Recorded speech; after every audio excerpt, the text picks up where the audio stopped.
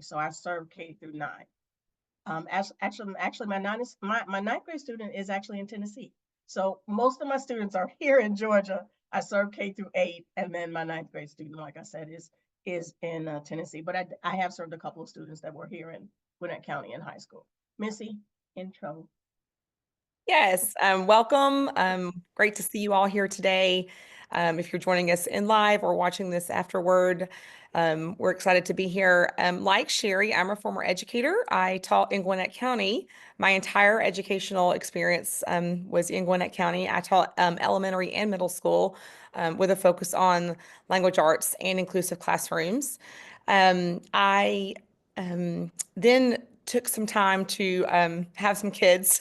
Left the classroom for a bit, but stayed really connected. I kind of was in and out of education during those years and also working in other children's programs, more in the private sector during some of those years. And found myself coming back to the educational space when my youngest child was in school and was struggling to learn to read. And this was something new for me. My older two kids didn't struggle to learn to read, but he was struggling. And it was every year, kindergarten, he didn't learn, first grade, didn't learn. And I heard a lot of what I call excuses. Oh, he's young, he has a summer birthday, he'll catch up. And none of those things ever made sense to me because he wasn't having those struggles in any other area. Math was really strong for him, and his social skills. I used to joke, he was a little politician. He could, make a friend with anybody, and he was everyone's friend, and he was just a little speaker, developed just about, I think what I would consider just typically as his peers, but was struggling. And those struggles turned into bigger struggles, anxiety and depression, and then began to have struggles in areas that he was formerly good in, like math. And then we started seeing behaviors. And I noticed there was a real big focus on his behaviors, a real intentional focus on behaviors at some point versus his education. And that led me down a path to find out what was going on with my child and how could I better work with the school to see if we could work together. That was a journey that led me to become an advocate. It was a long journey. It was several years. I had to work really hard for my kid to learn to read, and he never did learn to read inside of the public school system. We had to exercise our parental rights as parents of a child with an IEP in order for him to learn to read. But I go back into the proverbial burning building because at some point I realized this wasn't just, my child was not a unicorn and it wasn't just affecting him. And I began to meet a beautiful, wonderful community of parents who were just like me. And then now advocates who are just like me, who were having some of similar struggles. And we begin to advocate. And I will say, because I know we have some amazing Gwinnett County folks in this space and some others joining us from outside, which I'm happy about. But Gwinnett County has made some steps in the right direction. We are not where we were a few years ago. We couldn't even have these conversations a few years ago. So I'm excited to be in a space where we're moving forward. I just want to see us move forward faster and better. And so I'm excited to be here with so many of you, and hopefully those who might be watching later, so we can learn more and figure out how we can move forward together. Sharon, I'm gonna pass it back to you because I think you're up first. So I'm going to our PowerPoints are going to be shown, and so I'm going to go ahead and start. Can everybody see my PowerPoint? What is literacy is where we're starting on that part, right? Being more techno savvy, even though I was in the classroom. Teachers are not tech savvy, okay, before COVID anyway. We didn't do the whole technology thing. That came up after COVID. We True story. are, I'm a whiteboard marker. That's how I'm teaching, technology for me is for me, but not necessarily for my students, especially now that I understand about literacy and how important it is. For me, it's not so much in the technology. So But with that said, let's go ahead and talk about it. Okay. So for today, we just did the introductions. We're going to talk about what literacy is. We'll talk about that for K through. I'm really for K through 3 going to show you some numbers and beyond K through 3. We'll talk about assessments and intervention in our area.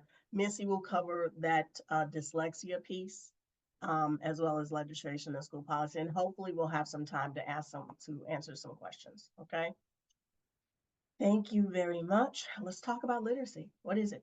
All right. Literacy is the ability to read, write, and speak. All right. And listen in a way that lets us communicate effectively. That's what literacy is. Okay. And that is how we make sense of the world. When we think about school, though, literacy is students having the ability to read, write, and speak and listen. Those things are vital for success for every student, right? So when those things are difficult, when it's difficult to do those things, students start to struggle. And it will affect, and I promise it will, Missy can attest, it will affect their confidence and their self-esteem. It will affect how they see themselves, right? The difference, what I see in their self-respect once they begin to read, though, it improves their self-confidence. It improves everything they're willing to try, right? I've supported students, like I said, I support students in Gwinnett, and what I'm seeing is those students that I'm supporting, their confidence level in the time that they begin to learn to read, their confidence level just increase and grows tremendously. Their parents are telling me, my baby's reading, right? And so I know how important literacy is for our students. The NAEP results show that less than half of our U.S. fourth graders are scoring at or above proficiency. Less than half of our students are scoring above proficiency. So, and I'll talk about those numbers in a few minutes. So what does literacy look like for our students is what we want to talk about. And then with performance, the way those NAEP scores are showing, we've got to do more for our students in literacy. That performance, where more than half of our students are below proficiency, tells us that there's a literacy crisis.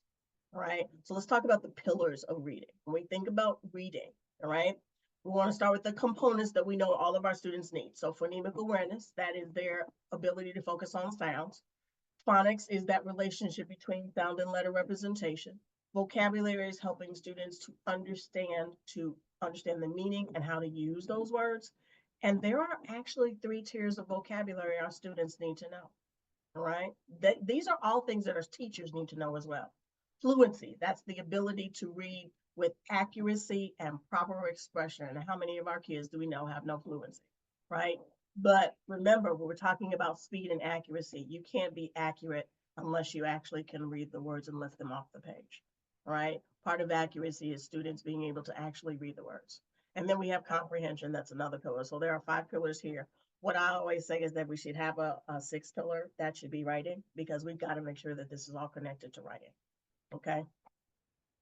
So when we think about those pillars, the other thing I actually want to speak to when it comes to the pillars of reading, there is something called Scarborough's Reading Rope that I was never familiar with, and I wasn't introduced to it until 2017, about 2016, 2017. And this was after a master's degree.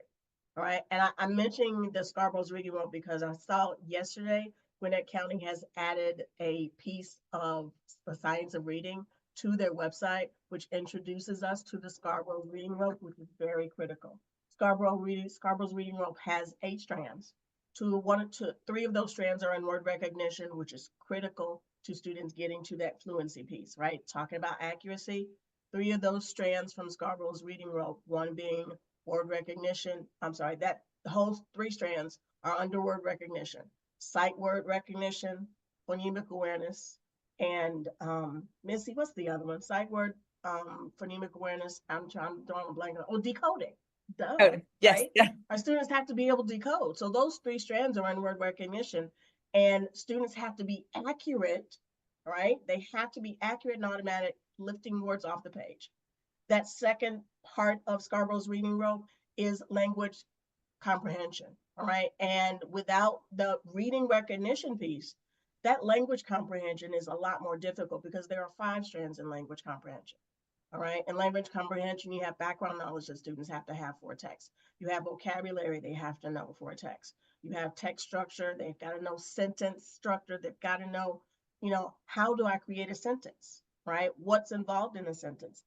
And those 8 strands in Scarborough's reading rope are the strands that I had no familiarity with when I got my master's degree. It wasn't part of my training. And so for me, what I understand is that our teacher prep needs to improve. It must.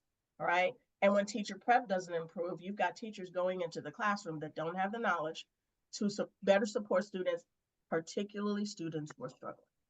All right. I was inside the classroom with a master's degree to teach, and I had never heard of Scarborough's reading rope. I didn't know anything about those 8 strands. All right. And so if our teachers don't know that, they don't have that information, when a child does struggle, they don't even know where to start with the struggle. Where do you start with this child that's struggling to read? But what are the elements? How are you figuring out how they're struggling? We'll talk to that in a minute too. Let's talk about literacy in Georgia. Next slide, please.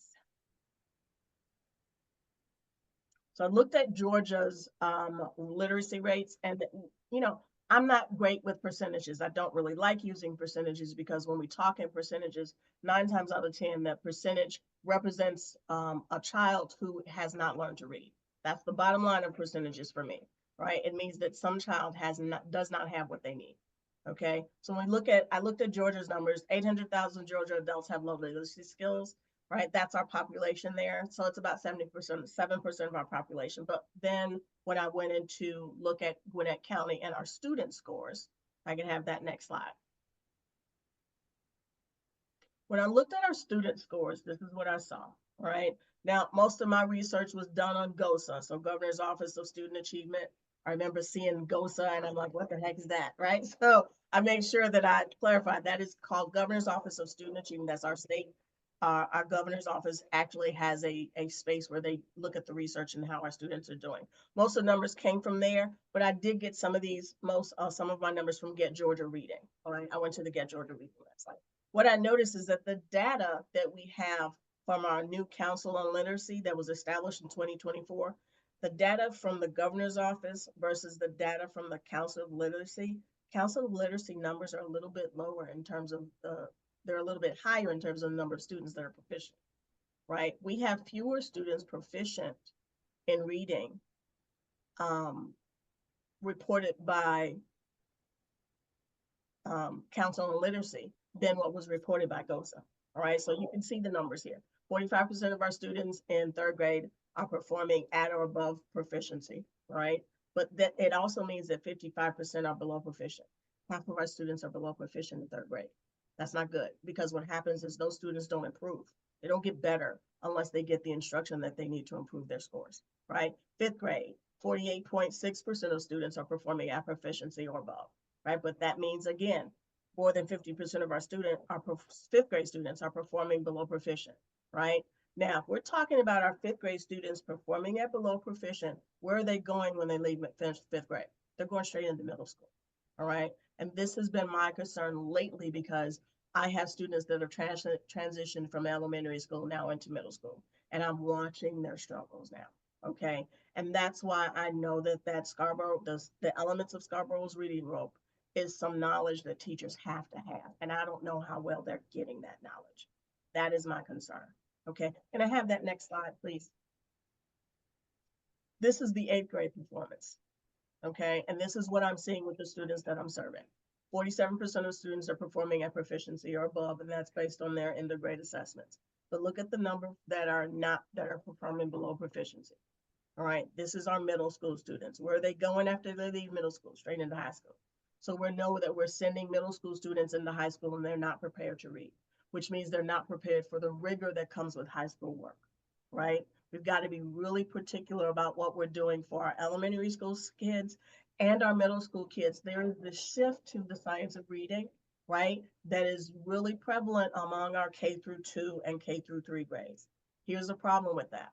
If we are only focused on K-3, all right, we are missing 4th and 5th grade, and we saw the scores, right? Which means that we're going to send those students on from elementary school into middle school struggling, right? And you're looking at the 8th grade scores. It doesn't change unless they get the kind of instruction that supports their learning, right? And we know that there are students challenged with reading, right? And so when we think about these scores, the questions become, right, what are we missing between elementary and middle school? right? Because we've got to start asking some questions. What are we missing between elementary and middle school, right? What trainings or professional development are teachers receiving beyond third grade?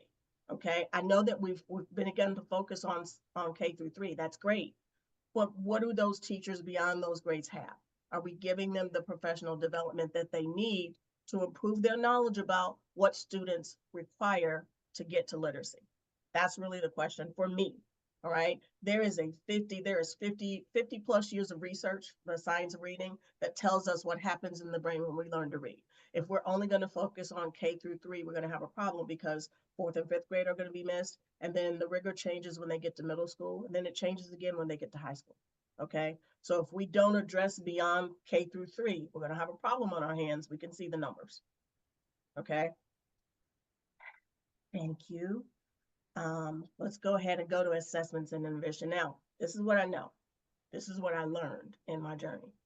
Assessments. So our milestones are, the Georgia milestones are what's used primarily to discover achievement in literacy, right? So they're given here end of grade from 3 through 8. The question becomes, what else is being used?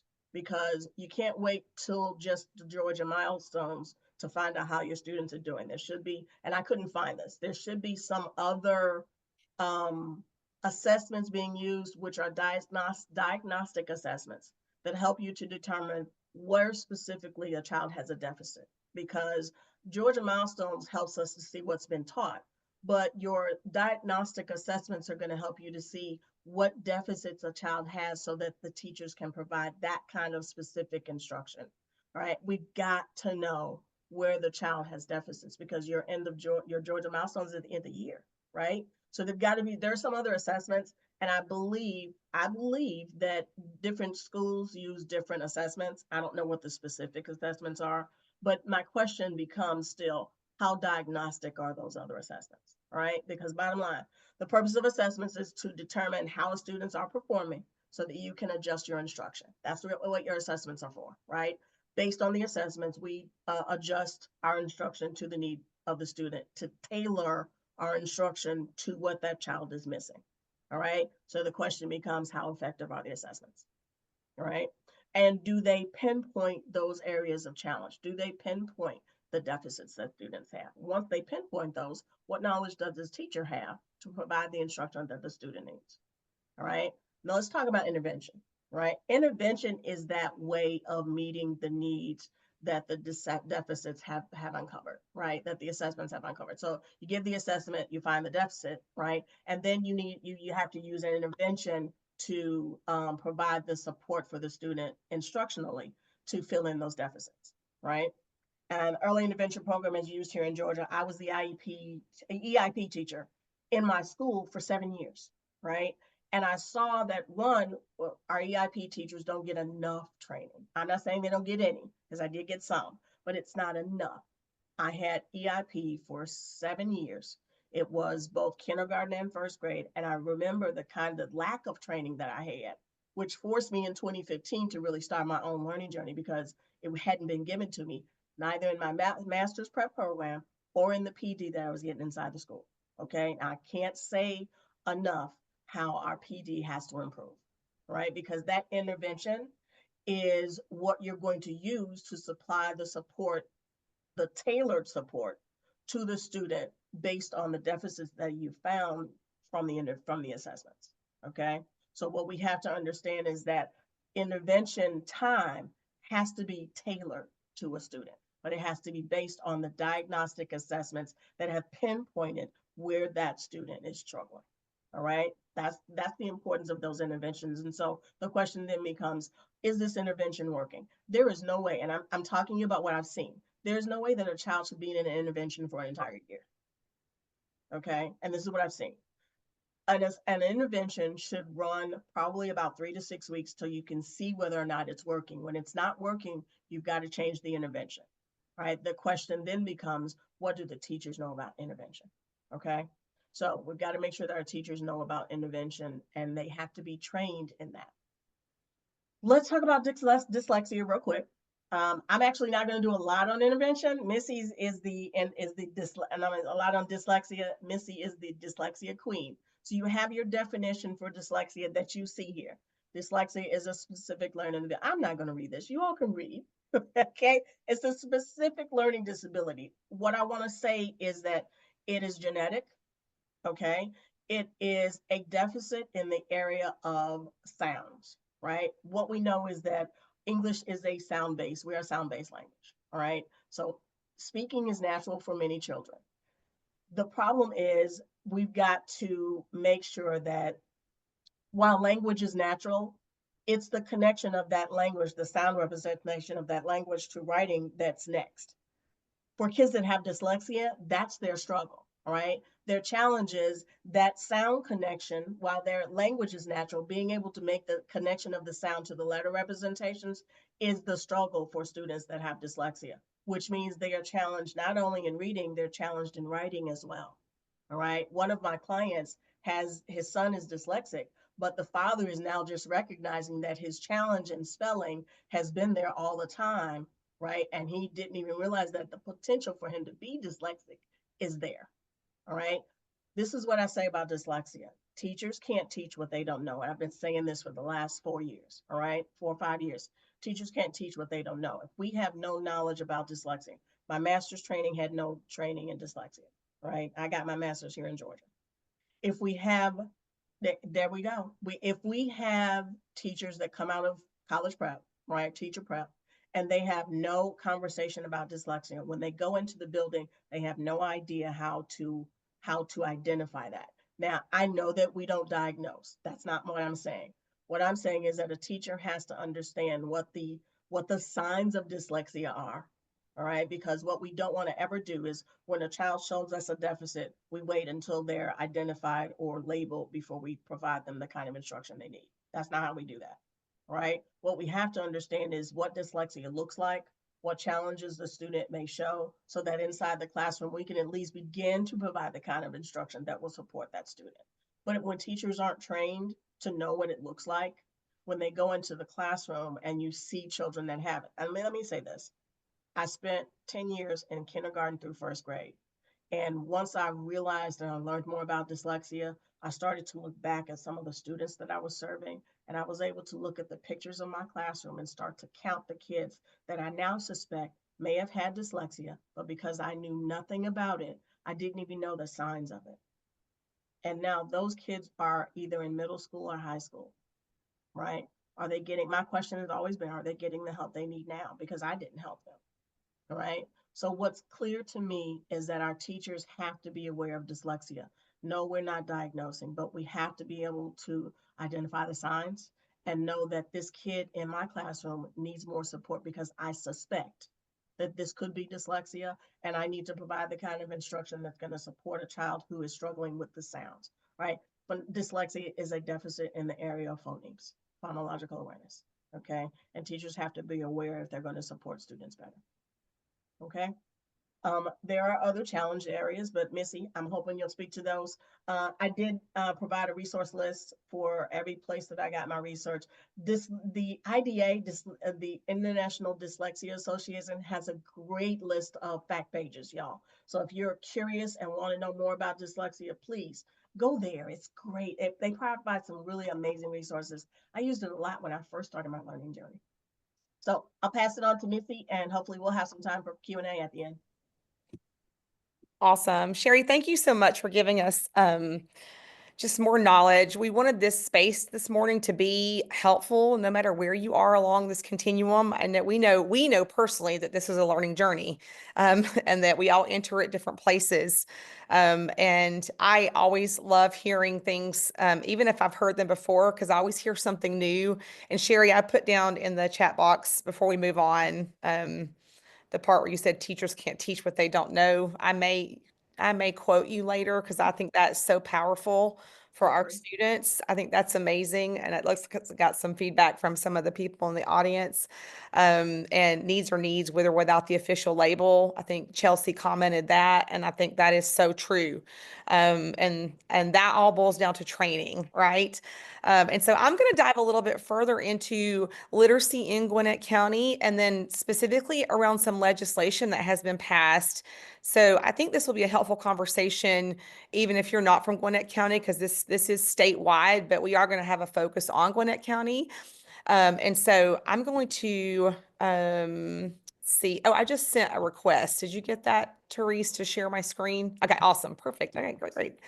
We are in the money then. Okay, let me see if I can give me just a minute while I talk and share, which is a lot harder than you guys can imagine, trying to look like you know what you're doing while you're maneuvering technology at the same time. But that would be my goal today. And I hopefully will leave you, I do hope that we will have a chance to have some discussion. I've built in some questions into this portion. So hopefully we can have some discussion. And let me see if I am able to share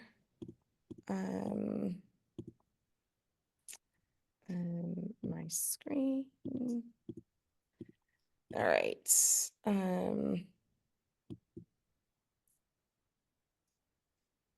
Give me just a minute. It's not working. Okay. All right. So let's see if this is going to let me do it.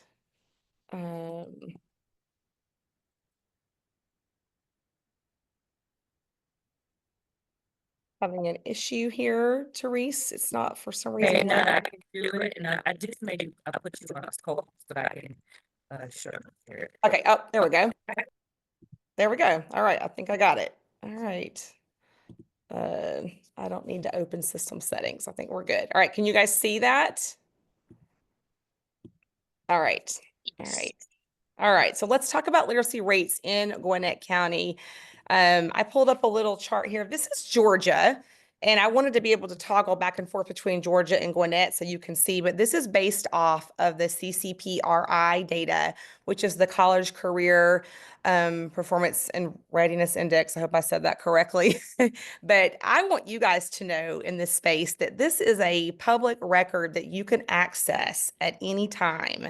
It is designed for accountability. It is the place where our Department of Education houses the data from our state assessments and our end of the year assessments for all grades. And of course, we're focusing on literacy. So I pulled up the literacy rates for third, fourth, fifth, sixth, seventh, and eighth graders in the state of Georgia. And then we're going to compare that to Gwinnett County. I would highly recommend you becoming very familiar with the site and knowing how to navigate for your district and your school because it gives you the ability. These are the percentages of students that are reading below grade level. The state has 4 areas, either you're proficient or above proficient, or you're below or you're very below. And they probably I think they use a couple of different terms, but this is a combination of the bottom 2 tiers, the first and second. You're below or you're severely below. You'll notice that third graders in Georgia, 61% are reading below grade level. In Gwinnett County, it's 58%. I'm going to toggle back and forth. In fourth grade, it's 63%. In Gwinnett County, it's 58%. In fifth grade, 52%. In Gwinnett County, 46%. Sixth grade in Georgia, 58%. In Gwinnett County, 50%. Seventh graders and eighth graders, we've got 60% and 55%. And over here in Gwinnett, 51 and 48%. One thing to note is that Gwinnett County seems to be trending closely to the state average, which is a new place for Gwinnett County to be in. It's not an area that we have traditionally been in. It's that we have traditionally been kind of a city on a hill, a North Star. Our scores typically were never compared to the state scores. They typically were very high, and the state was typically very low. And now we're trending at or below sometimes, depending on the age group with the state. Just so you can see for comparison, I pulled up the Metro Atlanta districts. We've got Clayton, Atlanta Public Schools, DeKalb, Cobb, Gwinnett, and Fulton. Gwinnett is the largest district. We serve the largest number of students in the state. I think we're not largest in size, but largest in the number of students, if I have that correct. And, but you can see that compared, this is breaking it down by demographic. So we can see Asian Pacific Islander students, Black students, Hispanic students, white students, Native American students, and multiracial students. You'll notice that some categories have too few students. You have to have a certain number of students for that to be counted as a subgroup. Before that data will begin to register. So you can see that some districts don't have enough students in the Native American student category. But what I do want you to notice that is a consistent across our metro schools, and Gwinnett County falls in line here, is that we are failing some subgroups more than others. And those groups, as you can see by the evidence on this chart, would be our Black students, our Hispanic students. And if I had also up here, I would add our English language learners, which is another subgroup, and our students with disabilities, which is another subgroup. And this is concerning. It's concerning because a fact that we know is that 95% of our population has the ability to learn to read. And that is across all subgroups. And that does even include students with disabilities. We have far too long settled for some groups not performing well, though that group has a high poverty background, or that group has an English language barrier, or that group has some cognitive delays. But science tells us that 95% of the population can learn to read. So while those may be obstacles and true facts that we have to wrestle with, they should not be excuses for not providing each of these subgroups the evidence-based instruction that will ensure they too can reach proficiency in reading. We know that being able to read is literally the key to the next part of your life. Every transition that a child goes through, they need increasingly proficient reading levels to be successful. When you move from kindergarten to first, if you don't have that, your knowledge gap just got bigger, and that gap gets wider and wider. It really gets wide when a student moves from K to 4, 3 to 4, and then from middle school to high school. And then, of course, we know what that looks like when they move from high school into the world. Are they able to vote, apply for college, apply for a job, go to a trade school, join the military? So we want to make sure that we are doing everything we can to close those gaps. I want to pause for a second and just ask you guys before we move on, what might be something that Gwinnett County can do to improve their literacy rates? I think our voices matter as stakeholders in the community. And even as parents, what can we do to improve literacy rates? You can put it in the chat box, or you can come off and mute and you can join the conversation.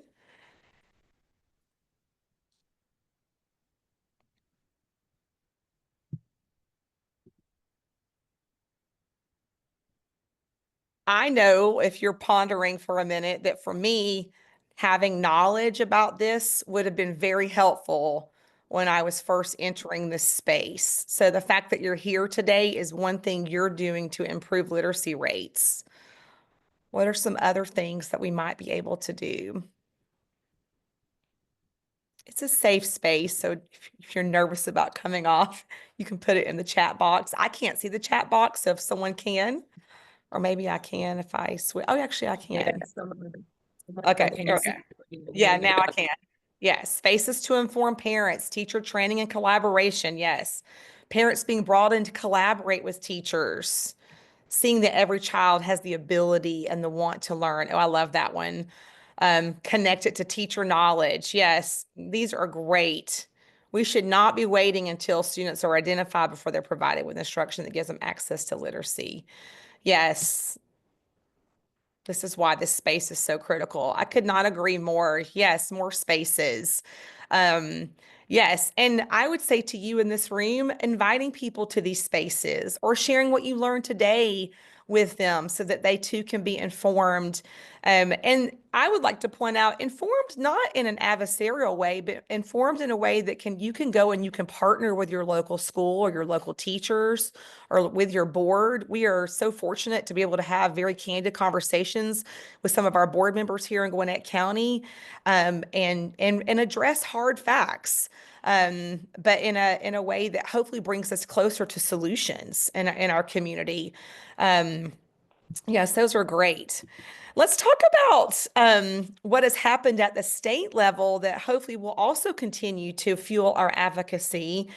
And I'm going to dive in a little bit more into the dyslexia part here. There are 3 pieces of legislation that I think it's important for you to know about.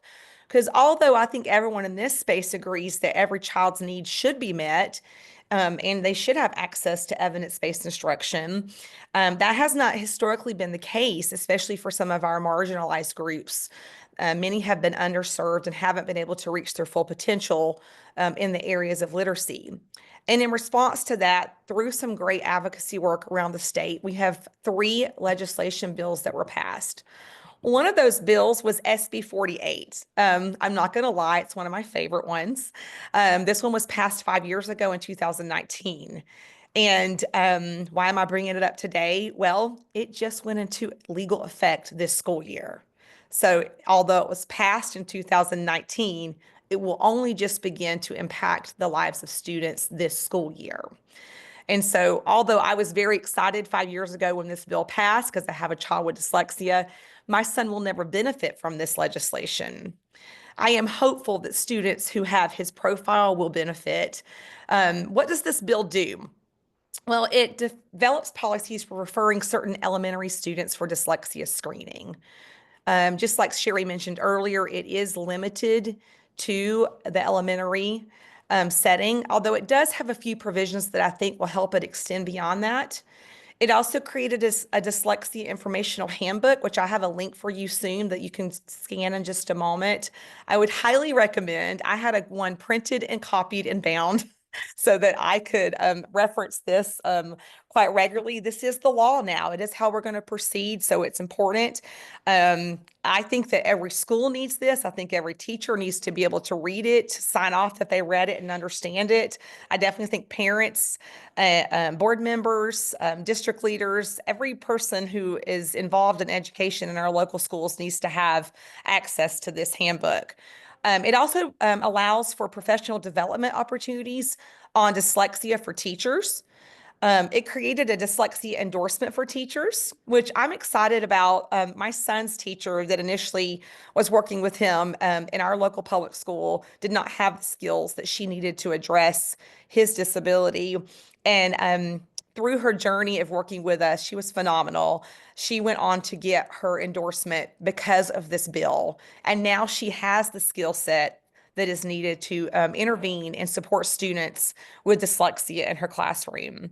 It also added instruction on dyslexia and response to intervention, which we sometimes call RTI. I think Sherry alluded to that in her presentation, to existing standards for teacher preparation programs. Sherry alluded to the fact that some students might be identified as struggling through milestones or other assessments that we have in place in our school systems. And then because of that, they are entered into a couple of different avenues. One of those can be the early intervention program. I too was an EIP teacher at one point in my educational experience in Gwinnett County. I received no additional training to participate in that program to support students. What I did receive is a list of students who had performed on, at that time, I'm older, but it was not the milestones yet. It was the prior assessment, which just escaped my mind. But when we got a list of those, we then just gave those students additional instruction. We did not have any required curriculum or training. And so I'm not sure how helpful it was. We also didn't take any pre or post data. So there was little accountability in those spaces to see if what we were doing to support those students. I also think it's interesting that that never triggered any further evaluations for these students. So we never, like Sherry mentioned, we did not understand what the core deficit was that was leading to this child performing poorly on this assessment. Just because a child performs poorly on an assessment does not mean they have dyslexia or a learning disability. It could be that there's a knowledge gap, They entered school with a knowledge deficit that has grown wider and wider. It could be that there is an instructional gap, and I think we've addressed this through legislation, but the fact that many students were being educated or actually taught to read using a method of instruction called balanced literacy that has now been proven to harm students versus help them. And so that's going to be very true for our older students who are not part of the screening process. They're going to have the lingering effects of of instruction that was not designed for them to reach proficient levels of reading. And so as a result of that, this legislation is important because we need to actually assess children to see why they're struggling so that we can better address their particular needs. This legislation also provided a legal definition, which I quoted as well. I think it's important. This one comes straight from IDA, but I think Sherry summed it up very well. It is a learning disability that is neurobiological in origin. So it is not the result of poor instruction. It is because a child has a learning deficit, a difficulty connecting sounds to letters, or we call that phonemes to graphemes. There can be a couple of reasons why a child is identified as dyslexic. Sometimes it's because it's morphological processing. Sometimes it's orthographical processing, which is that sound to letter, and sometimes it's phonological processing.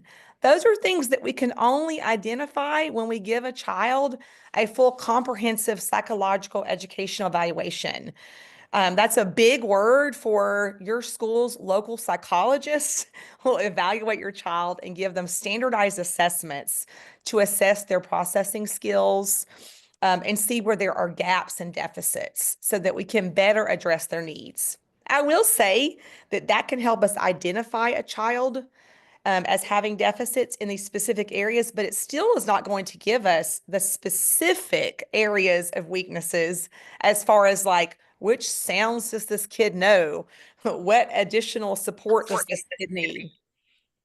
And so that's really important for us to make sure that once they are identified through this process, that we then go back and still take some time to do some diagnostic testing to really get at the core deficits so that we can really build an individualized plan to address these kids' needs.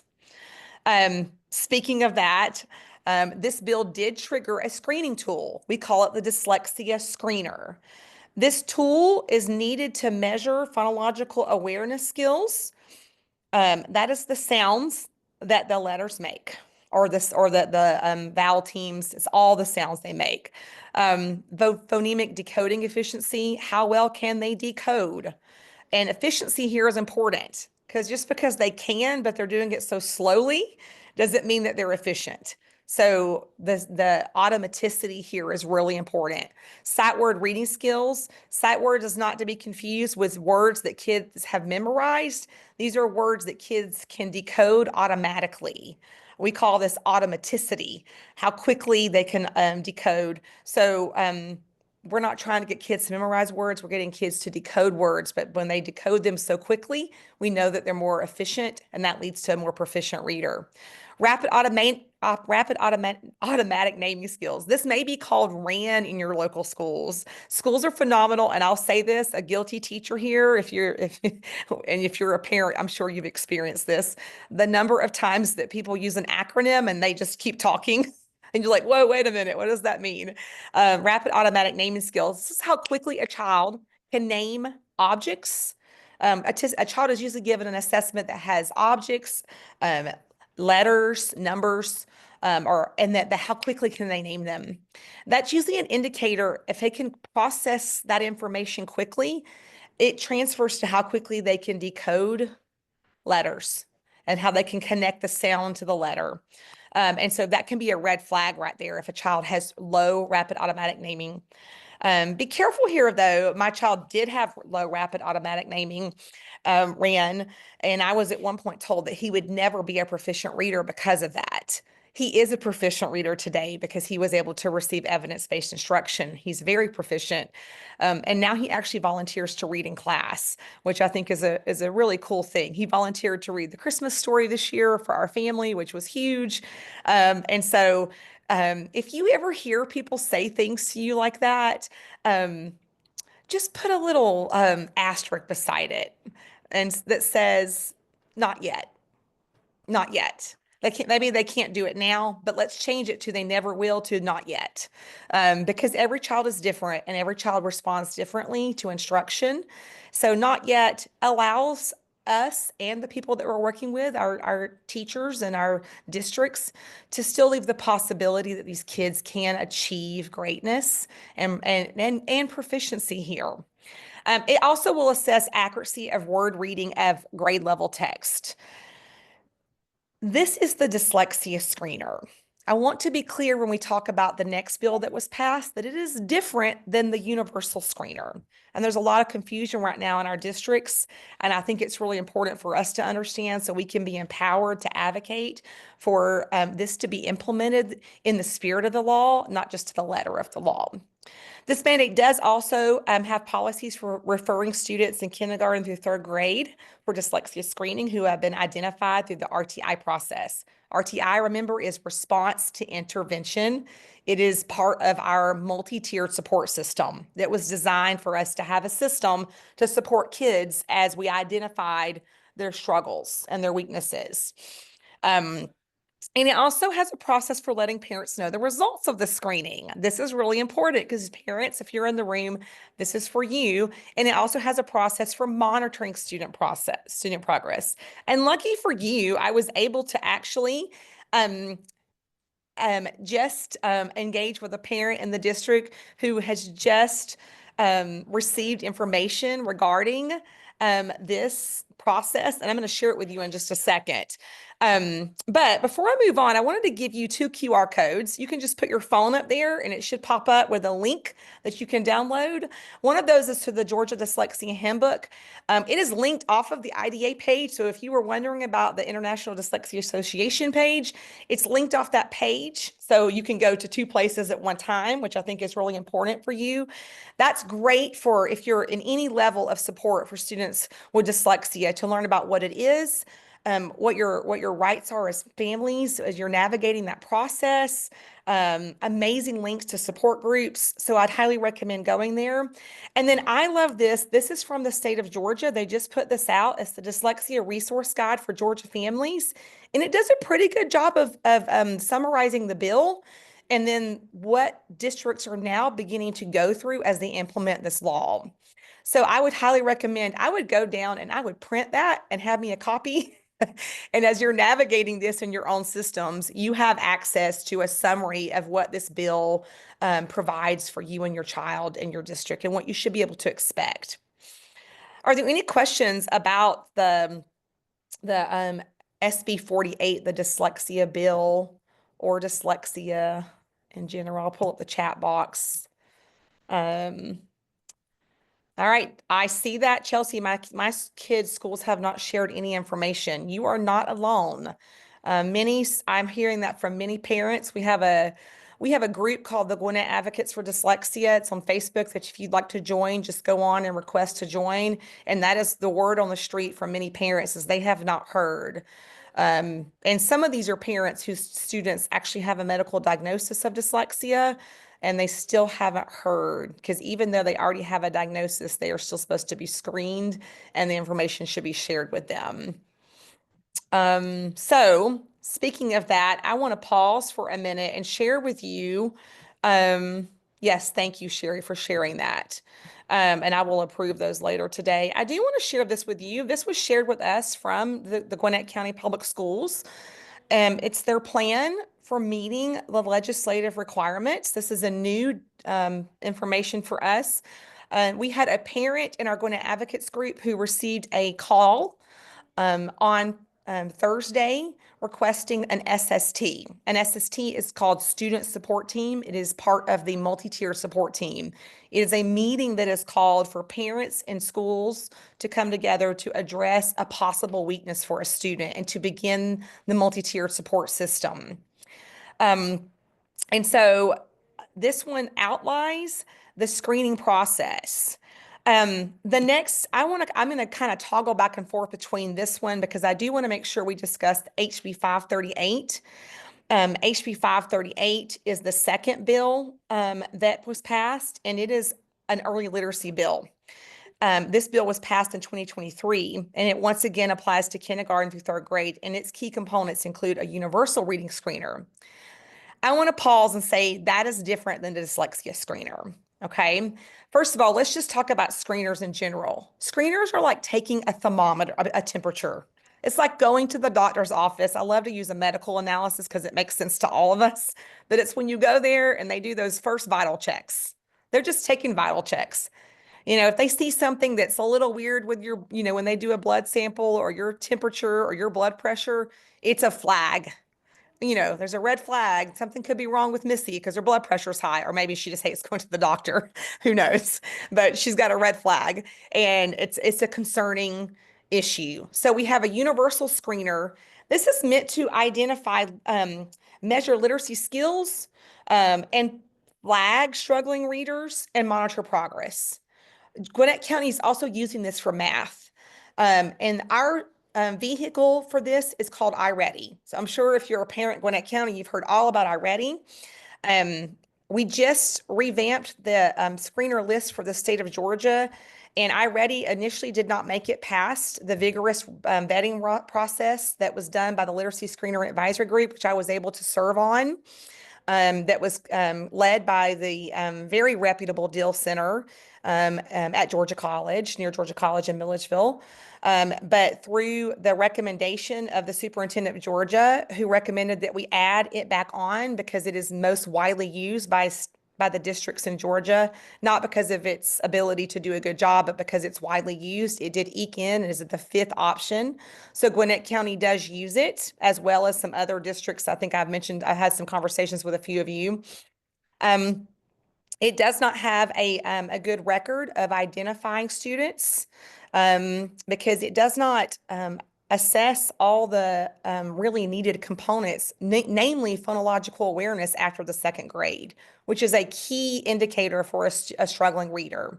So if we don't assess a student for a key indicator for struggles, and then we begin to build a program off of this, which this triggers a set of activities that are computer-based and ongoing progress monitoring that's based off what it identified. So if it didn't identify a kid as a struggling reader, then it won't address those weaknesses. The dyslexia screener goes a little deeper, and it requires oral reading fluency. It requires the rapid automatic naming, and the decoding and the phonological awareness. And so what Gwinnett County has done is it has added some additional assessments that they're calling literacy tasks, which you can see on this chart that I was sharing.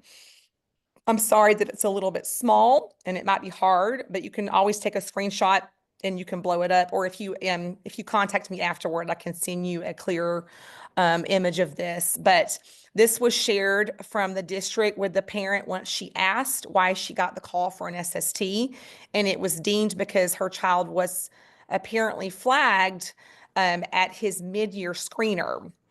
When she asked if she could get a copy of the dyslexia screener results, they did not know what she was asking for, but did offer to give her a copy of her literacy task results.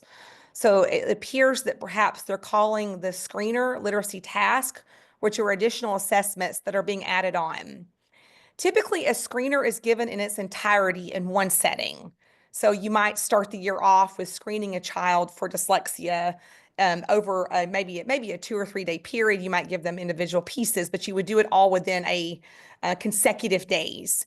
Gwinnett County has chosen to give a universal screener at the beginning of the year, the middle of the year, and the end of the year, and then to break up the literacy tasks, which meet the requirements of the dyslexia screener over the year. So for some kids, that meant in fall, they got the universal screener plus an oral reading fluency screener. For some kids, according to this chart, in the middle of the year, they got the universal screener and then the RAN and the pseudo word decoding fluency. RAN, remember, is rapid automatic naming. Pseudo word decoding is, can you read words that are not real words that require decoding skills. Think of it like this. Any word you don't know can feel like an unknown word, right? And if you have decoding skills and you're proficient, you can read. If you don't have those skills, you can't read those words. So the pseudo words are for us to assess how well the decoding skills are for this kid. And then fluency. Fluency is not just how quickly you read, but how accurately you read. Your prosody, that means your intonation, and the rate at which you read. And so those are being assessed in the middle of the year. And then at the end of the year, they're going to be given another universal screener and another oral reading fluency. The danger here is that because it is not given all at one time, it may take several different screening points for us to identify struggling readers. Case in point, it's the middle of the year, it's January, and this parent was just notified that her child has a struggle. It's a fact that her child had the struggle in August, but we didn't know it until January. They're going to have an SST meeting. It's going to take some time to schedule that, to get a plan. It's likely the child will not begin to receive an intervention if the team agrees for another month or two. So it'll be 3/4 of the school year will go by before students will be identified and begin intervention. It's best practice, since we know, according to the IDA, that early intervention is key. Early intervention means kindergarten and first grade. If we wait to the midpoint of any year to assess children, we've wasted a chunk of early intervention. By default, we are following the wait to fail model. So it's really critical for us to ask our districts, when do we begin screening? What kind of screeners are you giving? Can I please get copies of the results? And make sure that those tests assessed what the laws require them to assess. So technically, we are assessing what the law requires us to assess in Gwinnett County, but we are dividing it out over an entire year. So we're taking basically an entire year to fully assess and to follow the legislative requirements. And it's really important for you to know that when you get results, if you're looking at the universal screener or the dyslexia screener, and you can know that by looking at what did it assess. Back to HB 538, it also requires professional learning, which is great for teachers to get education on the science of reading and structured literacy. Many districts are partnering with Cox Campus. Good news for you parents, you can do the same thing. It is a free resource. You can go to Cox Campus and you can sign up for their science of reading instruction. It is all done digitally. And you too can learn and empower yourself with the same knowledge that our educators are getting, which I think is phenomenal. It's a great way for you to partner with your school and to support the learning that is happening for your kid in your local school. It also requires that local boards of education approve high quality instructional materials. High quality instructional materials are those materials that are designed to build the other side of Scarborough's rope. The one that Sherry mentioned earlier involves language on one side and knowledge on the other side. And this is the part that builds knowledge. We have to recognize that sometimes students struggle to learn to read because of knowledge gaps. But if we adopt high quality instructional materials that are designed to build knowledge for students so that every child has a similar knowledge base, and then we give them assessments and writing activities and reading activities along that knowledge, we're not requiring knowledge that wasn't taught. We're requiring knowledge that was taught so that every child can have access or success in the classroom. This is a great way. We use that word equity a lot in our school systems. This is equity. This is ensuring that every kid has access to the same knowledge base so that when they are required to respond to that through reading and writing and assessments, they have the knowledge they need to be successful. There are some phenomenal high quality instructional materials out there, and Georgia has created a list of approved ones that states now have to choose from, I think, beginning next school year. It also triggers an intervention plan for students with significant reading deficiencies and teacher certification. This requires students, as they renew their certification, that it includes an evidence-based literacy instruction certificate for them to be able to continue to teach in the state of Georgia, which is that Cox component that they're getting. I put 2 links here for you. Aligning state literacy policies and practices. This is from the Department of Education. It is their high-level document where they update it frequently to include all of the efforts that are being made to implement these bills. I want to say that there are rumors right now that there is some legislation coming down the pipeline to better marry and sync up the dyslexia bill and HB 538 so that our screeners can be 1 and not 2, which I think would be phenomenal for districts because there's a lot of confusion around that right now. And also just to clarify how these 2 bills work together and they do not conflict each other. And I think that's also good. I also put a link here. This is from Gwinnett County. I'm really proud of our district. This is a huge step. Every student, every story, powering futures through literacy. This is our landing page on our website that, yes, it talks about the science of reading. Scarborough's reading rope is here. It really outlines where the county is going in this direction, which is phenomenal. 4 years ago, these were dirty words. Dyslexia was a word we couldn't use. The science of reading was a word that no one really knew about. And now it lives on the district page. This is a huge step forward for our teachers, our district, and our students and our families. So if you want to go and explore, it's kind of outlining where our district is going. Are we perfect yet? No, but we have a plan, and I'm really excited to see that we are moving forward, and we're also empowering parents. I also want to point out really quick, there's one more bill. This one doesn't affect us as much, but I think it's important for you to be aware of it. It's the SB 211. It passed the same year as HB 538, our early literacy bill. This one is about higher ed. This one requires that our higher education schools, like our universities that are training our teachers, that they would align their instruction of our educators with the work that the Georgia Department of Education and the State Board of Education are working on, and that they would be part of improving literacy rates among low-income students and minority students, English for speakers of other language, and students with characteristics of dyslexia.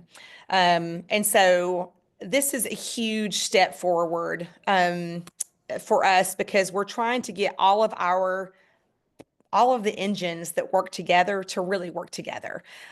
We can train teachers from the get-go to know how to teach kids to read using evidence-based practices. Their certification requires them to know that.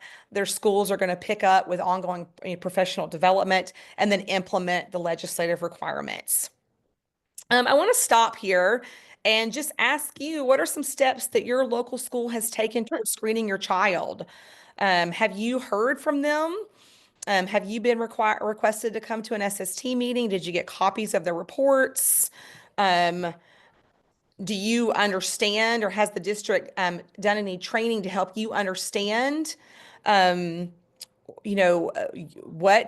the screening has addressed or assessed, and what it might mean for your kid, whether they did well on it or not? Any voices out there in the crowd around that?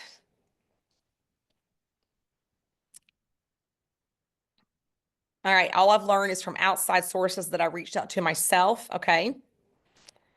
Any others? And this could be, I know some of you are joining us from other districts, and that's great. You can also still participate. I think we can learn from each other as well if a district out there is communicating. While y'all are thinking, I want to point out a district that does this very well. Marietta City Schools began this process about 4 years ago. They jumped ahead of the laws and really began to implement evidence-based instruction. And every year in the first 2 weeks of school, every child is given diagnostic assessments to see where they have weaknesses.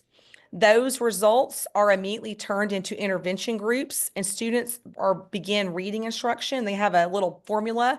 It's 90 minutes of reading instruction a day, 5 days a week in groups of 10 or less. Every kid in the district in their elementary setting. Parents are given a copy of that report with parent-friendly language on how their kids did. where they have weaknesses in terms where parents can truly understand what it means. For example, nobody really understands rapid automatic naming unless you've really spent some time, going to get a degree in that area. But so they put it in terms that really help you understand so you can support your kid. All right. Columbia has not notified their parents. I did try to sort of dialogue with our neighborhood principal, but he did not engage in the conversation. He sent me to a district rep and did not say what our local school was doing. Yes. The interesting part is the dyslexia bill was passed 5 years ago, so our districts have had about 5 years to implement it. I will say this, to be fair, we did pass the early literacy bill in 2023, which I think did kind of bring a level of confusion to our districts on how these screeners work together and how they need to implement all this in the same year. I think it has been somewhat of an overload, so I can appreciate and understand the struggle to implement. But you can be a part of this, guys. I think that you can email your schools. Chelsea mentioned she emailed, ask, has my child been given the screener, the dyslexia screener? And can I please get a copy of their results? That is a very simple question, and they can let you know that either they've done it or not, or if they need to reach out to the district. I think some of our administrators are not prepared to answer those questions yet, so they're defaulting to district policy. But that's okay. District can still follow up with you as well, as long as you get the answers you need. And so it's important for us, I believe, to stay on top of local policies, and mainly because we want to know where our kids are. Not aside from the laws and making sure they're implemented well, but how is my child being assessed? Do I have the knowledge I need to support my kid and to ensure that the school is supporting them as well? I think it would be really important for you to ask your schools as well. Hey, if they were identified, what happens next? What evidence-based intervention is my child going to be entered into? One thing I'm noticing as I sit in meetings is that parents our students might be receiving some interventions, but they're also being put onto iReady computer activities that are aligned with the universal screener, that progress monitoring component, which in many cases is sometimes at the jeopardy of implementing those evidence-based interventions with fidelity. So case in point, a student receives SPIRE because that's an evidence-based intervention. But SPIRE sometimes is limited because the student needs to sit on the computer for a couple of days a week to engage in iReady activities. And so that could kind of bar that student from that evidence-based intervention. A lot of data is being given to parents from the iReady intervention, but limited data is being given to the students for their SPIRE intervention or their evidence-based intervention. So it's okay for you to ask what intervention and can I please see the data? And to make sure you note that iReady is not an intervention. iReady is not an intervention. Please know that. So when someone says they're getting iReady, it is not an intervention. It is a universal screener that triggers a set of activities to support weaknesses that we noted that allow schools to progress monitor. That means they are looking at how a kid does over time. It does not mean your child needs to redo those assessments over and over. Remember, they're temperature checks. They're not true diagnoses. They're not a milestone assessment. They're not a standardized assessment. It is a temperature check. We're checking the kid's temperature and these skills at key points of the year. So it's okay for you to ask, what's the intervention? And if they say iReady's not an intervention. What's the evidence-based intervention? Yes, good job. I love that. Dr. Therese added, iReady is a screener to help prescribe what is needed and how to intervene to support their needs. That is a perfect way to state that. Yes. I will say too that the iReady does give us that high level. I want to point out that Sherry mentioned, and this is so important, we have to know exactly what the kid needs to work on. The iReady is going to tell me this kid is below grade level in phonological awareness. So they're a first grader with weak PA, okay? But it doesn't tell me which specific skills that kid doesn't know. It doesn't tell me that they know all their consonants and their vowel sounds or their vowel teams. Just in case you didn't know, there are 44 sounds in the English language, so it doesn't tell us those specific things. And so it's important for you to perhaps ask for more detailed assessments. I will say, I know Gwinnett County has adopted something called the core phonics assessments, which do give us a ground floor picture of what skills the kid knows. So you can request for a more diagnostic level assessment to be given. Oh, and Sherry literally posted diagnostic assessments give a better picture right when I said that word. That was perfect on cue. But yeah, we want to give a diagnostic assessment. That is really going to give a teacher what they need to intervene for your kid, because that's going to tell them where to start on a scope and sequence. And then they're going to begin to progress monitor your child along those specific skills to see if we're closing those gaps. And then the district can still give the iReady throughout the year to screen to see, is that impacting their overall progress, their umbrella progress, the big picture. But sometimes it takes time for the intervention on the ground floor to begin to impact the big picture, because when there's a lot of weaknesses, it takes some time for that to show up. So low progress on the iReady does not indicate that it's not working. We want to see that evidence from the intervention. Are they responding to the intervention? Are they showing mastery of skills in the intervention? So that, yes, and Rachel added, I use iReady to progress monitor IEP goals or general classroom formative assessments. Yes, so it's given us that bigger picture of how they're performing in those bigger goals. But it's not going to tell me, did Patricia master, the next set of syllables that she needed to master so that her reading proficiency could improve. But my data from Spire can tell me that. My data will show me, and both of those are valid pieces of information. We just want both so we can see that a child is really progressing on the micro level and on the macro level, big and small picture. Yes, and Sherry, I think that's a great point for a way for us to transition, but when interventions don't work, they should change. And that comes from the data that you're collecting in the intervention, not from iReady. It comes from the data that you're collecting in the intervention. We should see the child making progress in their intervention. If they're not, it's time to change. Time to do something different. I will say too, it might also be time to make sure that the intervention is being implemented with fidelity, or at least integrity to the intervention. Sometimes it's a combination of it's not the right intervention. Sometimes it's that the intervention is new. It might be the first time it's been implemented, and there is still some squeaky parts to work out to ensure that it's being implemented with fidelity. Final thoughts and comments about all of this. And if we need to change, what do we do? I love that question. If we need to change, what do we do?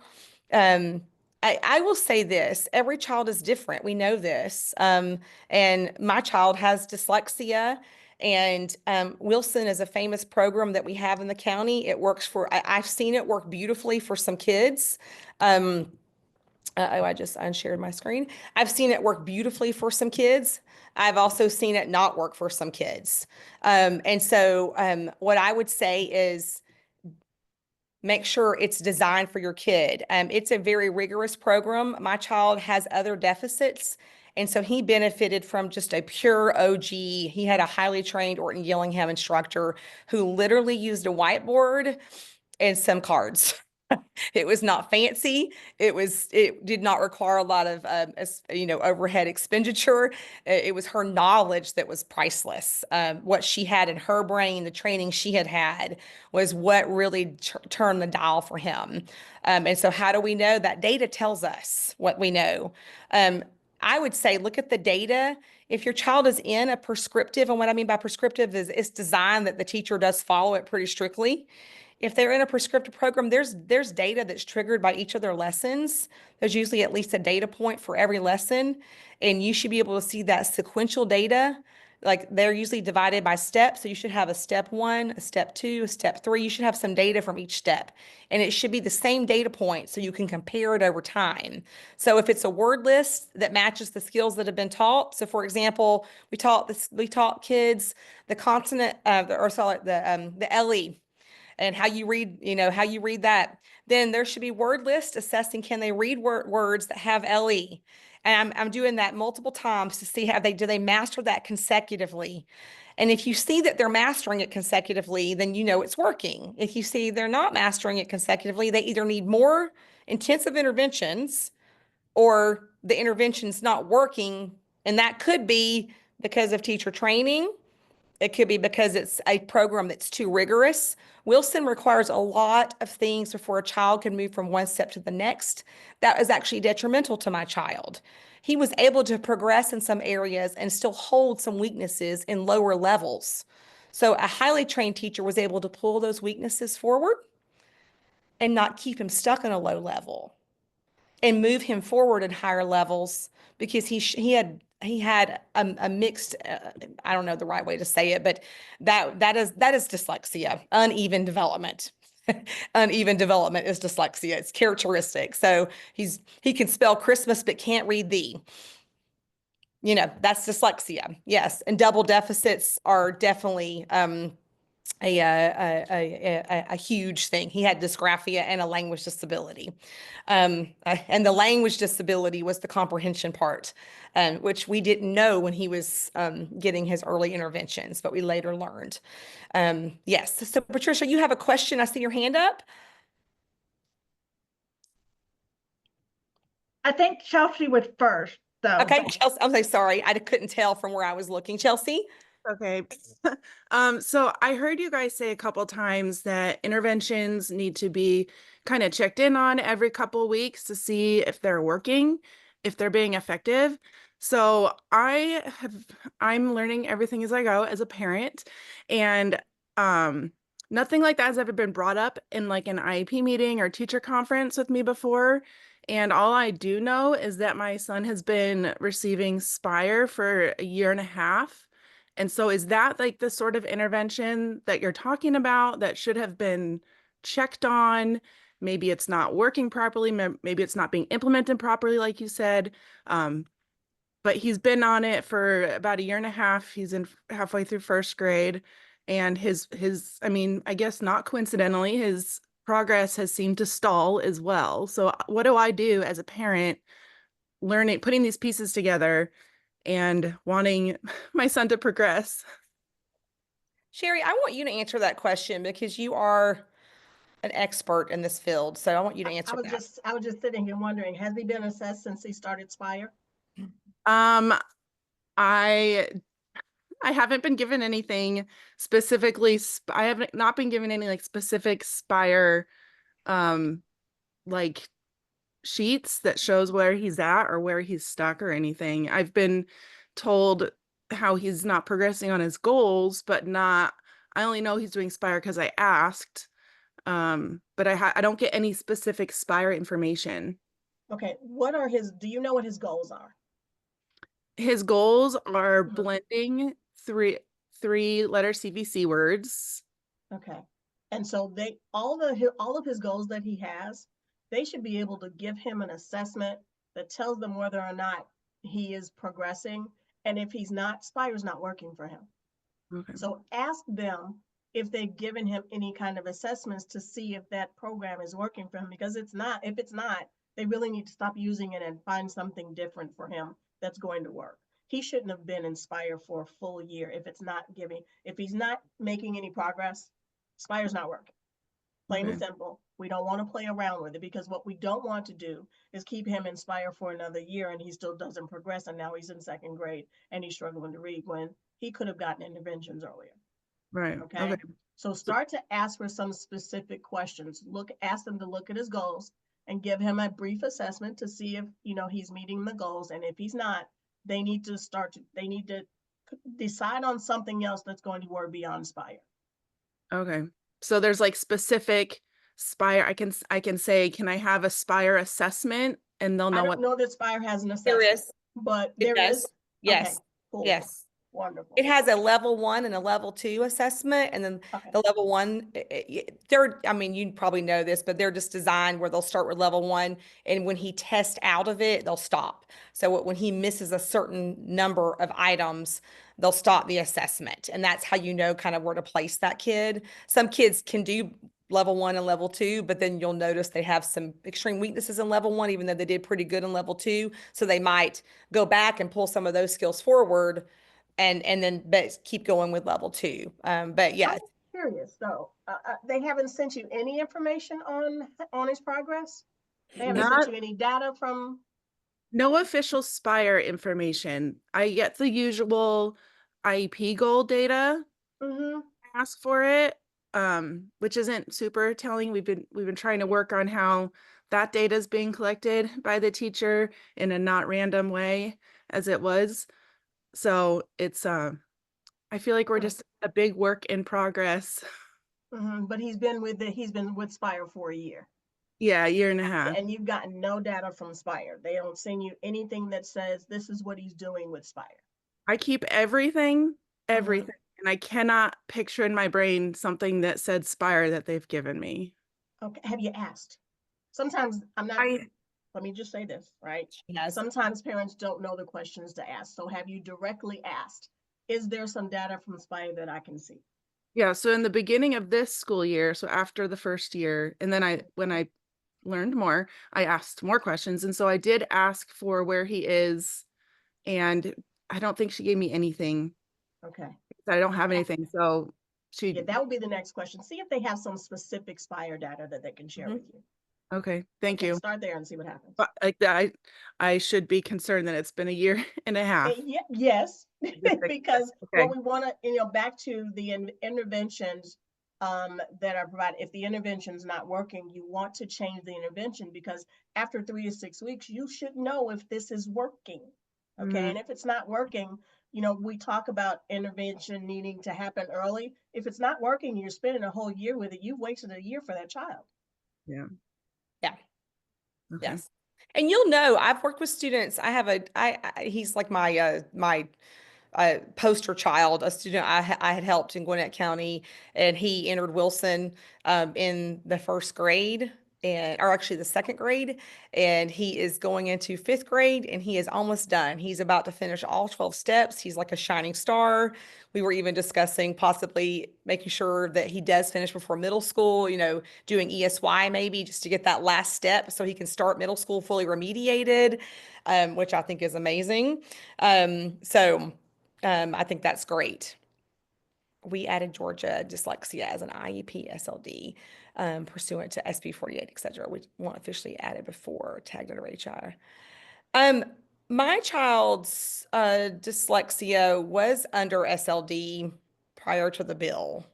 And we also qualified under OHI because he had ADHD. But so what I think that the law did was make it to where we could actually address it specifically as the characteristics of dyslexia. And also for clarification, that's a great thing. I don't know if you all know this, but I've been in several IEP meetings in the last month or two, and they have added the characteristics of dyslexia to the IEP. I don't know if you guys have all seen that yet, but they actually go through each characteristic and they decide based on the data.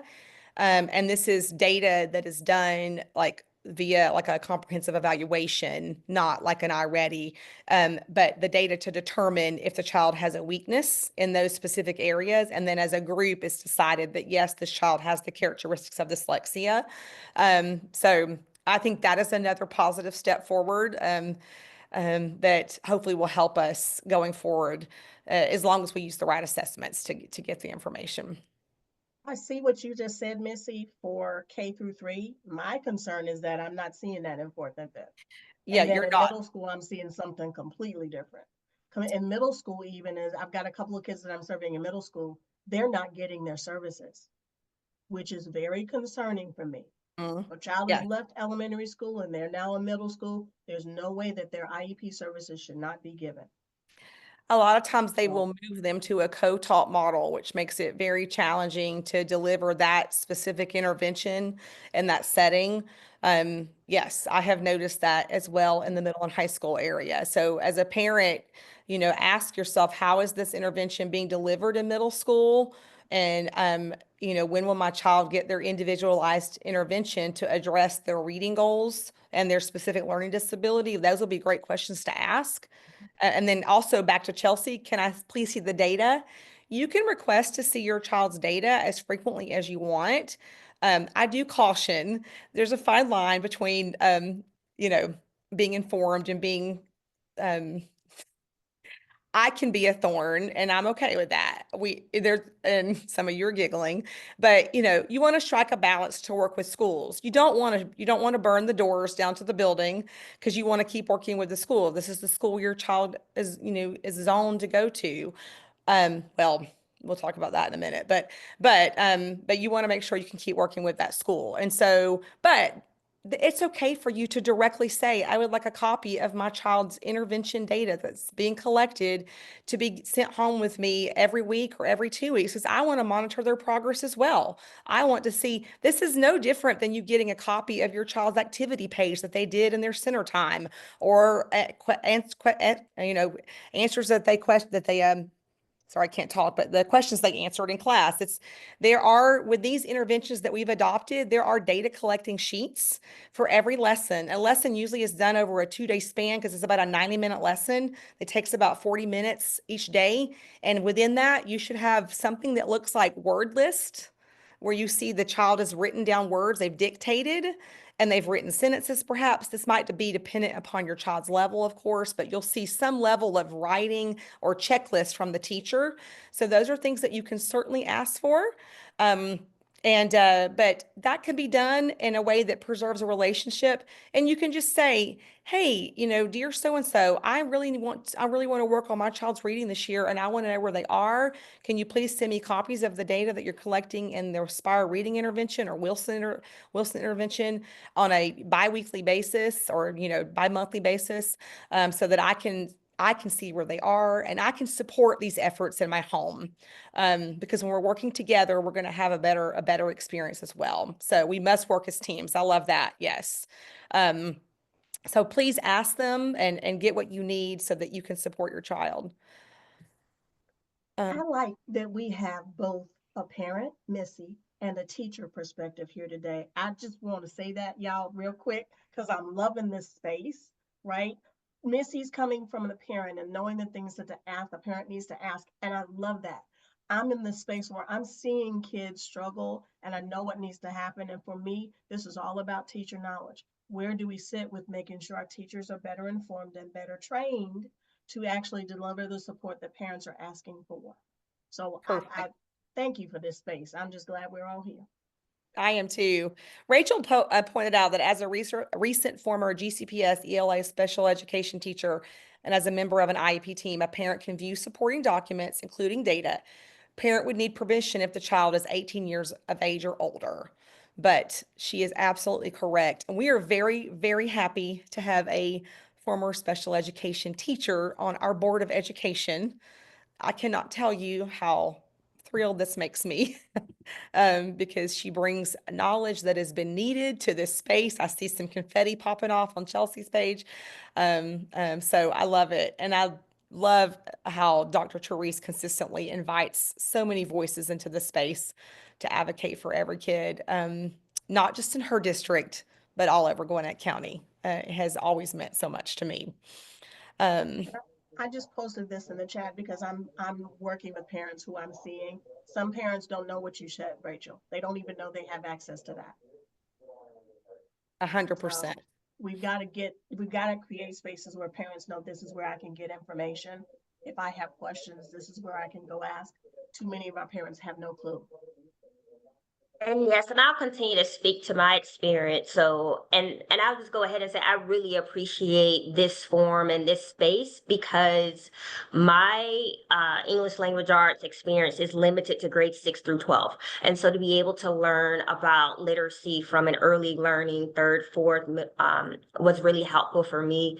And yes, even though special ed teachers / case managers are legally required to provide parental rights, it's usually a form of a document. And again, I'm speaking as my experience as a GCPS teacher, it's usually as a form of this really thick packet. And a lot of times parents, in my experience, they don't read through those documents. And so I would take the time when I'm going downstairs to grab the parent to bring them to the classroom. Okay, here, I'm going to give you your parents' rights. Here's what they need. Because it is a very long, daunting document. And there is a one-pager kind of summarizing parents' rights. But a lot of parents need that educational piece and reliance on the case manager to kind of provide that, because there is a file with students. Again, I taught primarily 9th and 12th graders, 9th and 12th graders, and there is a file dating back to when the kid or the student was first identified as having a disability. So if the kid was identified in the 3rd grade, for example, all of that progress, all of those formative assessments, those diagnostic assessments, scores are in that file. So I taught at Tequila High School, and that file was in an actual room accessible to the IEP team. I want to Yes. say this, and I put it in the chat. It's something that I know when I'm seeing now as I continue to do the work. We have a lot of kids that are struggling, but we have a lot of parents that were never identified, right? And so now you've got the kids of these parents who were also struggling, who never got the help, and parents are jaded. They've got a lot of reasons why they won't really seek help from the school. But we have to understand that some of our parents still struggle, and we give packets like that. When we give them they're not going to read it, not because they don't want to, but some of them it's because they never learned how to. And so then again, it's back to creating a space where they can get the information that they don't have to read it. Somebody's, like a space like this where they're hearing the conversations, they get websites that they can go to, because giving them a packet of information for some is just continued damage for the parents. While Yes. we don't want to damage the kids, we also don't want to do this thing where we hand them parents packets of information that they've got to read, that they never got to a point to be able to do that. Also, helping parents know that they need to, like, why they need to read it. I didn't even know. I was a former educator and didn't realize how important IDA was when I entered it. I didn't realize I needed to be an informed parent on IDA in order for my child to access what he needed. It didn't even occur to me. And so, yeah, the knowledge that I need to pay attention to this and I need to be informed so we can work together. And what I've learned too is that as a former educator, I didn't know these things either. I've said that over and over. I didn't know what I didn't know. And I probably unintentionally didn't support families and kids in the best ways because of my lack of knowledge. I didn't know about child find. And those are not things that I was taught in my educational experience. So like Sherry mentioned earlier, you can't teach what you don't know. I didn't know that. And so I wasn't able to support parents in those areas. But now I know, and now I support in this way. And so, Patricia, you've had your hand up for a minute, so I want to make sure we get your question in. You've been so patient. It's fine. So my question is, I know the law and everything is so centered into early intervention and stuff with the little guys, but what can or is being done for those older kids who kind of, because the law is just now becoming into effect now, but we have those who are your 5th graders and that kind of I don't like to use the term fell through the cracks, but I kind of they kind of did. Mhm. And so you have those kids who are now sitting there, like my daughter who is now graduating, and the only way that we knew was because we luckily, by all grace of everything on earth, had a teacher who was educated enough to say, hey, there's a problem and she might have it. And we were just lucky enough to know. So what is being done or what can be done to help those students who the law really isn't covering? Yeah, $1 million question. I'll say something, and then I'm sure everyone in this room probably has a million things they want to say. 2 things. Marietta Schools is addressing this. I hope we can learn from them. They are actually training their upper elementary and middle and high school teachers this year. They're one of the first that I know of in the state that's began that, and that's ahead of a law, because really we shouldn't need a law to teach our kids to read. I mean, I just want to say that we just shouldn't need a law, but we have the laws on the books, but there's nothing that would stop a district from addressing it. I do know that Gwinnett County has started some conversations. I just don't see that they are to a point where they could impact children yet. They have adopted high quality instructional materials, but a lot of the middle and high school teachers have not received training in those areas.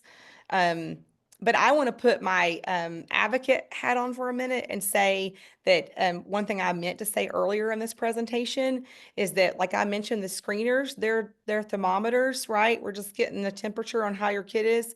You still have parental rights under IDA that do not and are not ever trumped by local or state policies.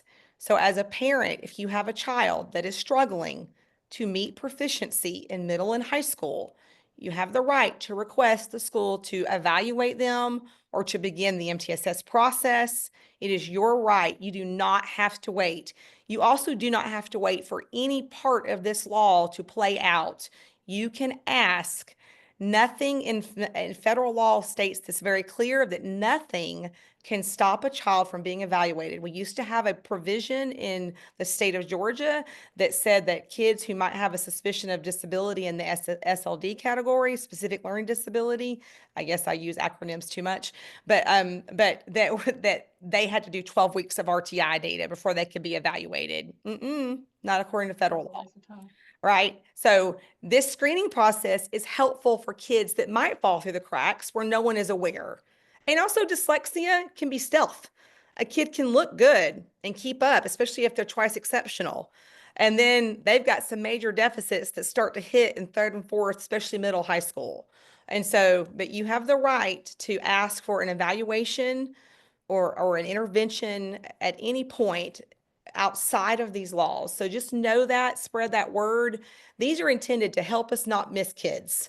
But if you're already informed and you're already aware, you can pull that trigger. So I just want every parent to know that they can pull that trigger. But I think others can speak to what can we do or what might be being done for the middle and high schoolers and even upper elementary. I don't mean to leave them out either.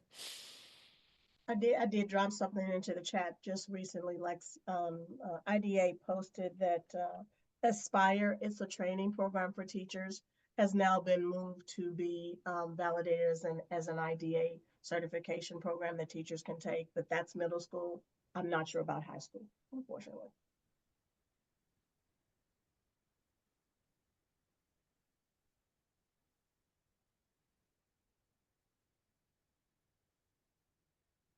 Rachel mentioned that a parent can have their child privately evaluated.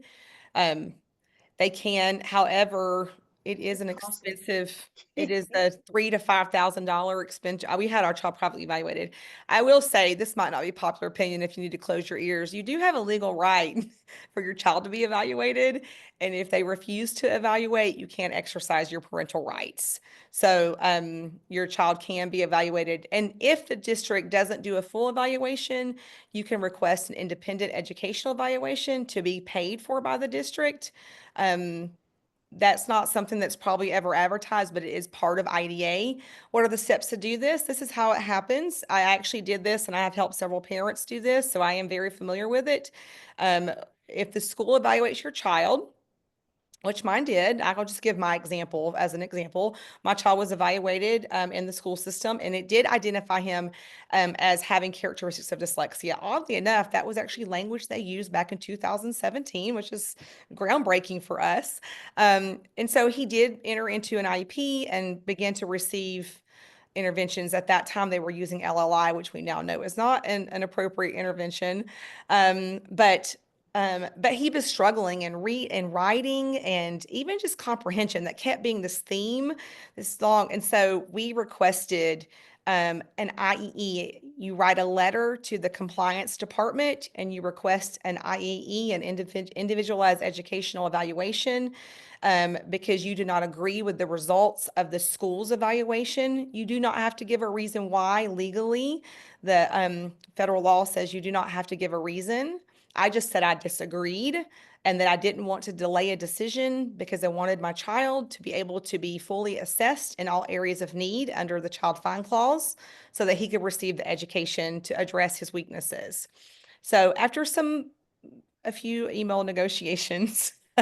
It did end up that they did approve the IEE, and so then there's a process that you go through in the county to exercise that right. There are a few rules here as far as like you must disagree within a year of the evaluation. So if this county does an evaluation and you disagree, you must express your disagreement within a year.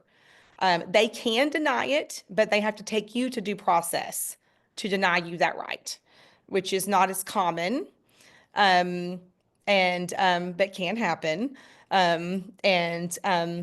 And then you can then bring the results. That should trigger an IEP to address the new information that would go under their present levels, which is the first portion of an IEP.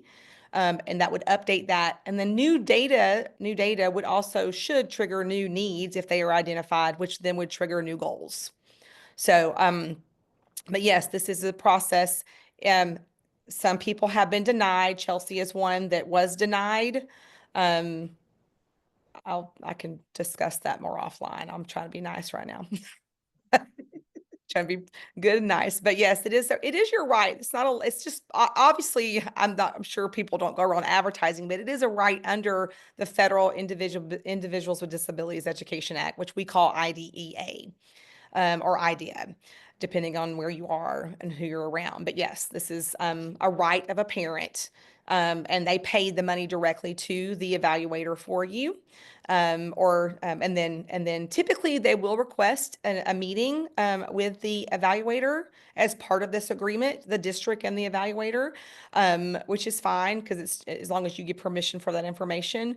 But they also have a meeting with you as well, you and the evaluator. And then I requested the evaluator to come to our conference, our IEP meeting, so that she could be there to address the questions as well. And it was helpful because my child did have additional disabilities that were unknown, which we identified in the process, and then he was able to get a better plan to support him.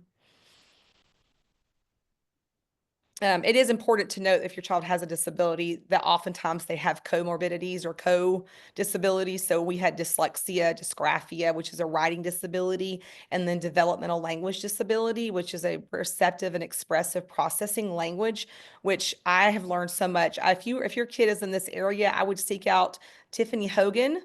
She is an expert in this space and is leading the charge to bring more awareness, but it is the reason so many kids can get interventions for decoding those foundational skills and still struggle. Sometimes it's because they have a DLD and their comprehension is affected by that. Chelsea makes a very good point. FAPE isn't free for parents who have to push harder than others. And FAPE means free access to public education. It's a provision of IDA. So when a parent has to pay for services, it doesn't feel like FAPE, which I think is why federal law provided the provision of IEEs, because there would be a formal process for getting a deeper evaluation for a child. I will note too, on a side note, a private evaluation can lead to an exact diagnosis, like a medical diagnosis, where a school evaluation cannot. The school evaluation is designed to give characteristics of disabilities. It will not diagnose a child and give you a medical code. They're not legally allowed to because it's a different process. The whole reason a school evaluates is to see how the disability impacts the education of that child so that we can build supports interventions to help them be the most successful in the school setting.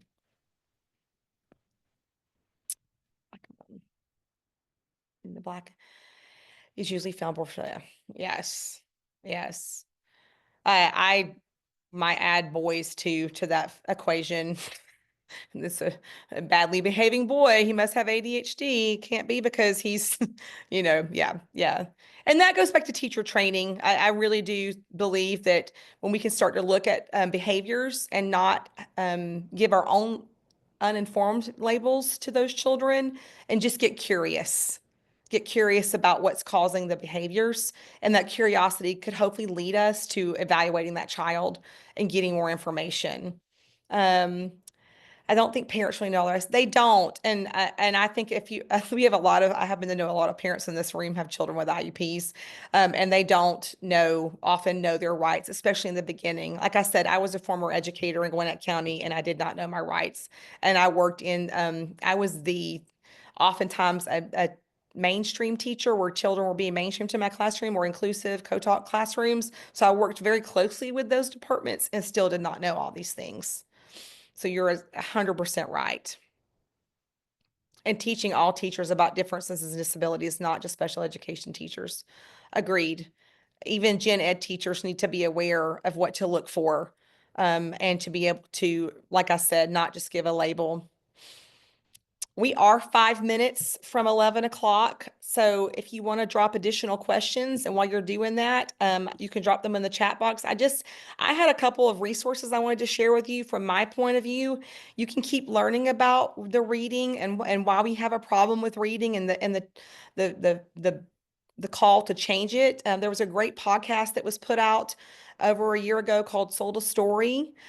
There's a link there, but if you can't find that link, just go to Sold a Story on any podcast platform. Emily Hanford for NPR did investigative reporting. There is a portion on Gwinnett County in there that does have my story, but my story is not unique. I'm not a unicorn.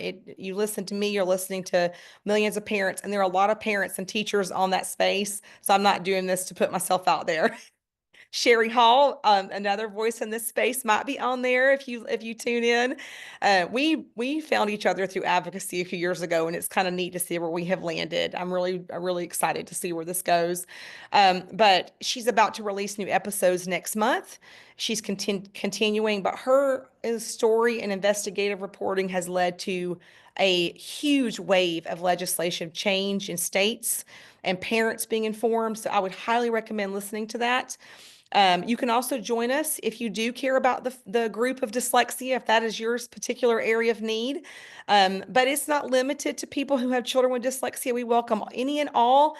There is a dyslexia day at the Capitol on February 4th. This was a day that was designated back in 2019. It's a special day this year because it's the anniversary, the 5-year anniversary of the bill being passed, and it's in law now. It's in effect. So we feel like this is really special. There will be State Board of Educator, legislators, the governor will be there. We're hoping to have a photo made with our group. We meet on the steps. If you go to Dakota Dyslexia Georgia Facebook page, there's details there. Or if you're in Gwinnett Advocates for Dyslexia, there's details there as well. We also have t-shirts if you want to get one. You don't have to, you're not required, but we try to make a big impact when we go to the Capitol to say we're still paying attention. We still want you to focus on this. We want you to fund this.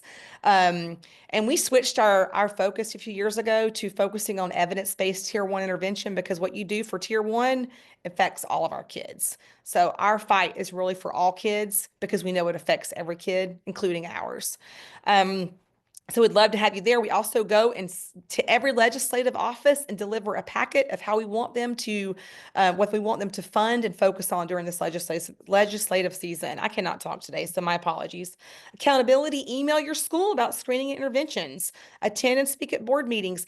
Reach out to your board members. They're phenomenal. They're not scary people. Rachel and Dr. Therese and Adrian. I've met with Adrian and Dr. Therese a few times, and I've bumped into Rachel several times. So I know we'll get to meet. She's brand new to this space, but go speak to them. They're humans just like us. They care. They're in this space because they care, and they will help bring accountability as well because they're informed voices. They create spaces like this. So go email, talk, get the conversation started, join a group. I threw out Gwinnett Advocates for Dyslexia, but join a group, any group, but get involved and start pushing and advocating so you can be part of the solution. And we might be done, but if you have any additional questions, comments, final remarks from people in the group. Rachel, Dr. Teresa, if you want to drop your emails into the chat box, if that's helpful, or the board email. I don't know which one you prefer. I tend to do individual emails, and then I save the board one for my more testy emails. But yes, someone just ordered their shirt. Any others? Thank you for that. Yeah, Rachel, there we go. Email them. They are phenomenal. I've had some of the best conversations. Adrian's not here, but she's another one. She's my district leader and I love her. She's another great advocate in this space for us. My school board gets all of them. So if you want to email all the board, that also goes to some district leaders. So that's a great one for when you're trying to talk to a lot of people at one time. All right. Well, thank you, Therese, for adding that. Unless someone has any additional comments, or if you want to reach out to me and Sherry, I live on Gwinnett Advocates for Dyslexia. Like I said, it's a private group. You can also email me. I can put my email here in the space. And Sherry, if you want to add yours as well, you can email and we can take this conversation offline. And we can have more conversations, but we would love to stay connected and continue this conversation because it's really important. And appreciate you all coming today. This was recorded, and so once it goes live, I'm sure we'll share it. So if you want to share it with your groups and your people in your own areas to help support them, that would be great. I mentioned when we last saw Adrian. Oh, okay. Never mind. But we would love to keep this conversation going and really appreciate you all for spending your snowy Saturday morning with us. And please stay safe. I know there's some ice out there. And don't be a stranger. I don't know if others have things to say. I'm trying to wrap up, but I don't want to take away your moment to speak as well. But just thank you all for being here, and thank you for any next step you take to support every kid in this county and even our state so that we can have a community of proficient readers. The next generation needs to be able to read so they can be part of spaces like this as well. I have nothing to say because I know I have a tendency to step on people's toes. I love the way Missy does this. And so I'm going to be quiet and just say thank you for being here, everybody. Yep. Yep. Thank you so much for having me. I look forward to continuing this conversation and supporting our students. So, yeah. And thank you all so much for your leadership and your advocacy, the emails that you send. We read them and they're helpful. And I just want to say from the bottom of my heart, y'all, Missy and Sherry, continue to hold us accountable. Yes, I know that we see you all at the board meetings and we have a good, healthy working relationship. And I invite you to continue to hold us accountable and with love and courage. And you can be part of us when you need to. Because at the end of the day, this is really truly about the work of the children and how we move forward. And so I invite the courageous accountability. And I appreciate that you all have done that. You certainly have. And I just continue to welcome you all to please help us do better and be better. And I really appreciate it. And thank you for your expertise. I've learned so much, a tremendous amount from you all. And now even today is another example of that learning experience. So thank you. Thank you. Have All a right. great day, everybody. Yeah, have a great day. Thanks again, and we'll stay connected. Bye, guys. Bye.